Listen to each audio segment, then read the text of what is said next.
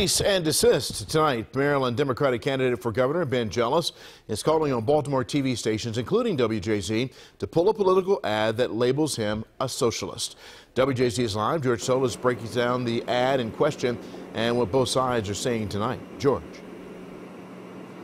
Vic, here's a copy of the letter sent to all 4 Baltimore TV stations from a local attorney representing the Jealous campaign. Now, it claims that the ad in question, entitled Too Extreme, funded by the Republican Governors Association, is misleading and violates FCC standards.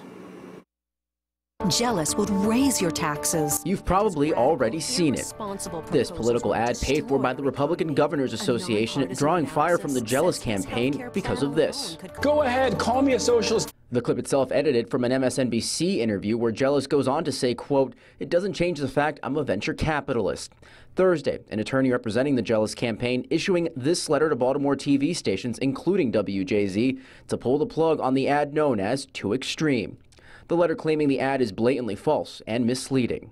The TV stations, we believe, have a responsibility, both legally and ethically, to stop this kind of false advertising. WJZ is sitting down with attorney James Temple Jr. to explain why this particular ad is any worse than most negative ads run during an election season. It may be, in many instances, a difficult line. This is not.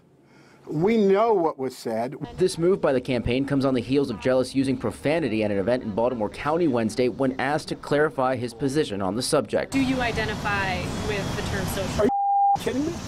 One political expert tells WJZ the type of editing you see in the RGA ad is a pretty standard practice, and you can expect to see more of it. Once it's in the public domain, it can wind up in a political ad. Political analyst Dr. Malia Cromer also adds it's not uncommon for outside groups like the RGA to fund more negative ads than those directly sponsored or paid for by the candidates themselves. This is really an attempt for them to define Ben Jealous before he can define himself. In a statement to WJZ, an RGA spokesman says in part, quote, "The RGA stands by our TV ad. The request from Ben Jealous fails to point to a single sentence, clause, or phrase or word in the ad that is false."